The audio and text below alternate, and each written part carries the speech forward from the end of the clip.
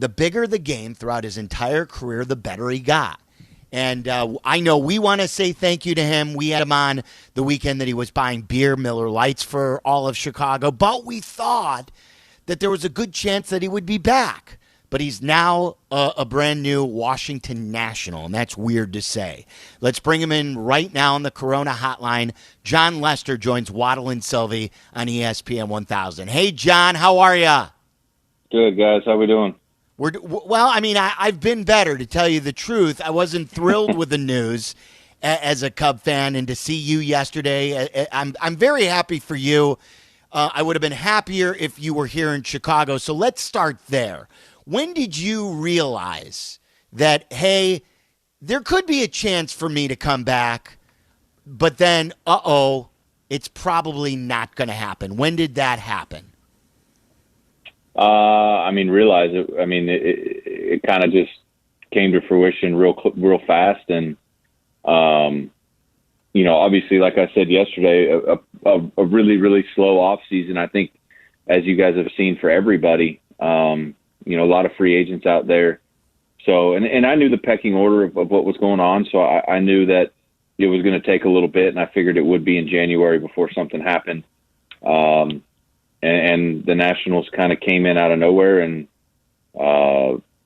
kind of hot and heavy, and we had to make a decision. It was towards the end of January, obviously, and spring training's right around the corner, hopefully. So, it was laid out in front of us, and I had to make a decision. Obviously a tough one, wasn't easy.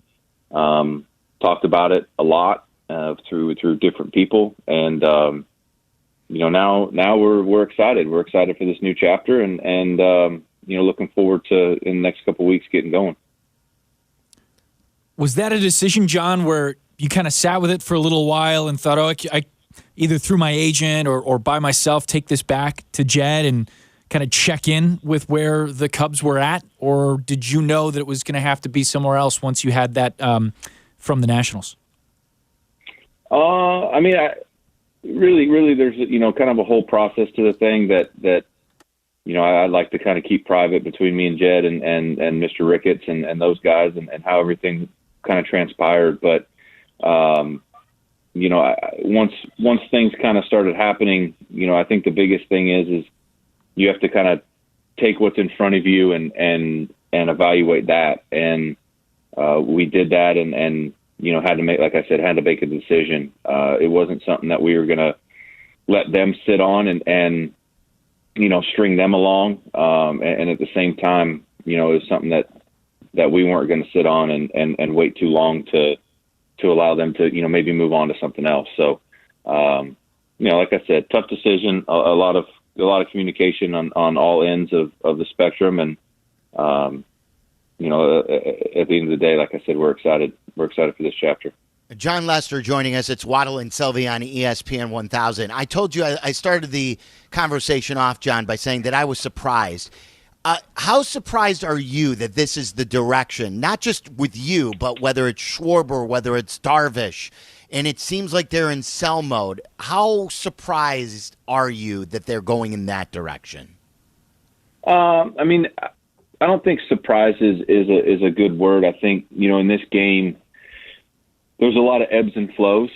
And, obviously you look at last year and what it did to not only baseball, but just the world. And, I think you have to look at that and kind of step back and take away, I had to do that. I had to take my emotions out of it and try to look at it as a business person and understand that at the end of the day, they're running a business and I'm running a business, and I have to, they have to do what's best for theirs and I have to do what's best for mine. So, I think, like I said, in baseball, there's ebbs and flows to teams. You can't always be on the top of the mountain and paying, $200 million a year in salaries and all that stuff. So I think, there's a time and a place. Is this the time and the place? I don't know. Like I said, it's their business and they're trying to run it to the best of their ability. And, it's kind of unfortunate. I'm happy that I get to kind of reunite with Schwarbs and Washington and be a part of that with him and Davey and those guys. So, like I said, man, I think it's just the ebbs and flows of the game. And the kind of the business side of it, which I think sometimes sucks. I wish it was just a game and you could eliminate, or not eliminate, but maybe kind of knock down a few notches, that business side of things. But it is what it is, and we got to kind of deal with it as we go. What will you miss most about being a Cub? I think just family. I think that clubhouse is family. You go. I mean, you can start from from any part of that staff.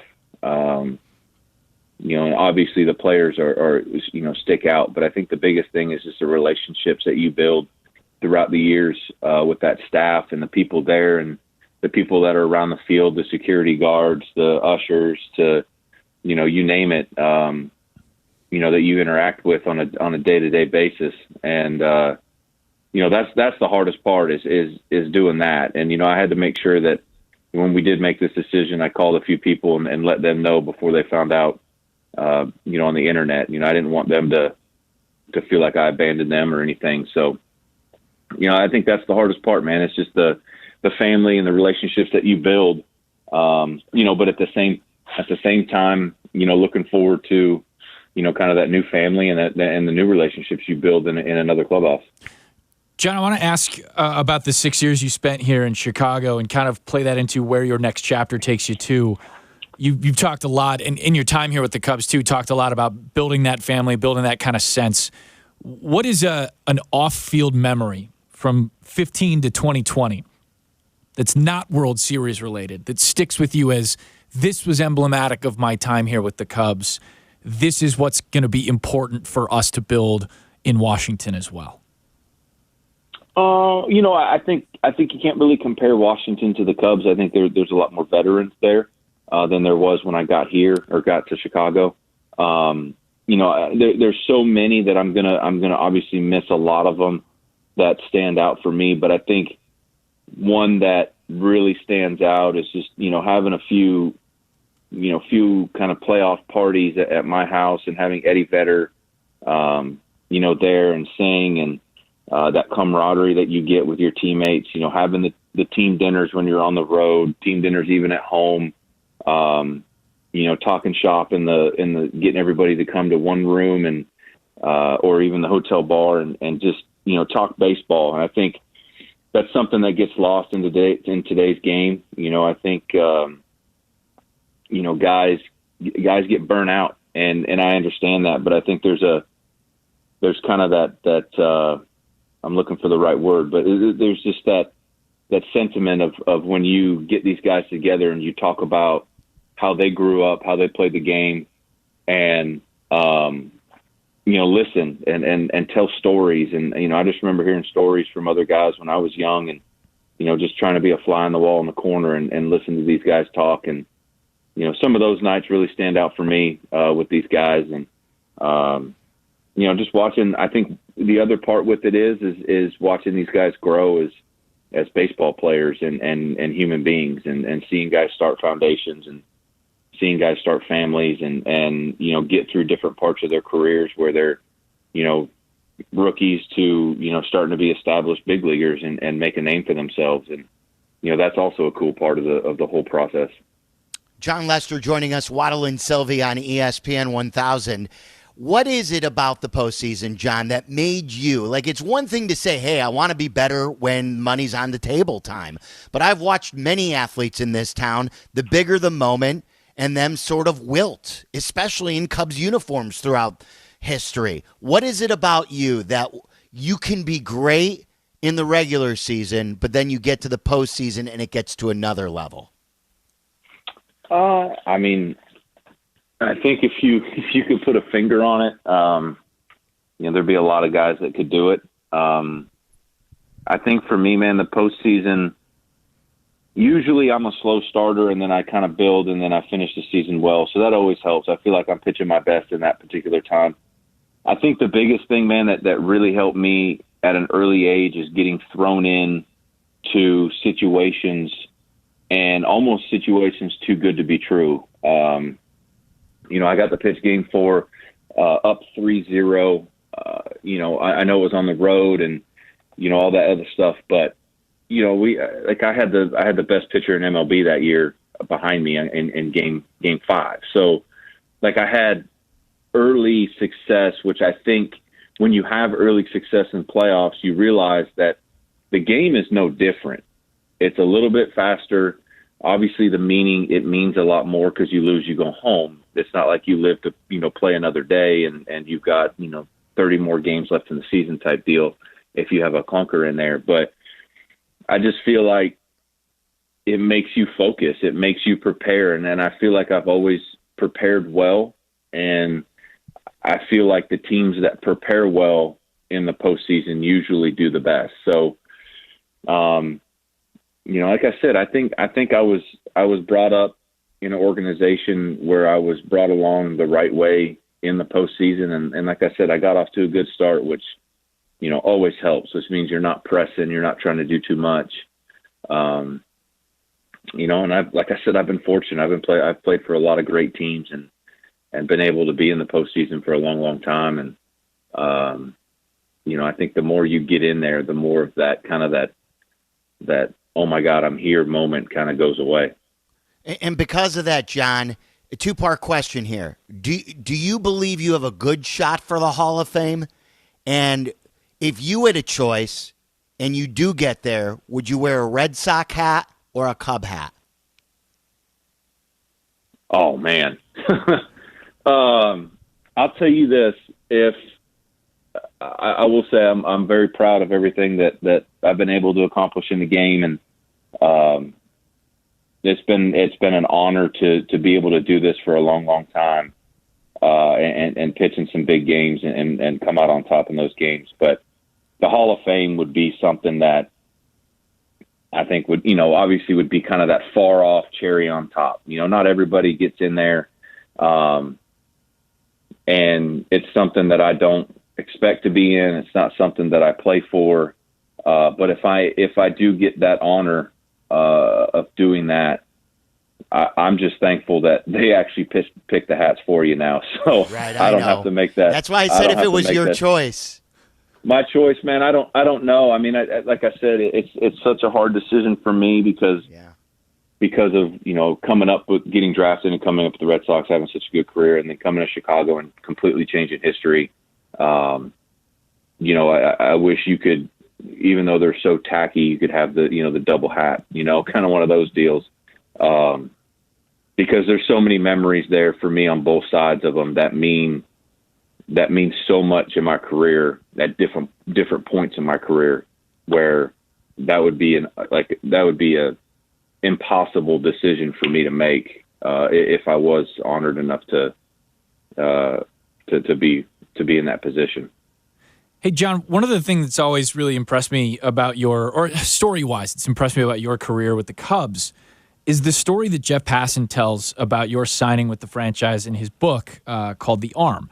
He talks about the meeting you guys had with Jed and Theo, the fact that they had Jason Hayward in the plans there. Even, this was 2015 when you were meeting with them. Well, I think technically the year was 14, before you signed in 15. I think back to that meeting or think back to reading about that meeting, and I've always wanted to ask you, were you expecting that level of detail when you sat down with the two of them? Did they have the kind of reputation already where you're going, yeah, this makes sense, this is what I expected of these two? Or were you blown away by it? How did you react when you sat down and heard what they had told you? Well, two things. One, your question as far as expecting that from them, absolutely. Just because I've known them for so long and I knew how Theo operated, and I knew how prepared he was going to be for that situation. So coming in, I wasn't so much blown away by them as I was blown away by the talent they presented. They're showing me Javi Baez and Chris Bryant, Addison Russell and Schwarber and Happ and Contreras and all these guys. And and Almora, it's just one after the other, after the other, after the other.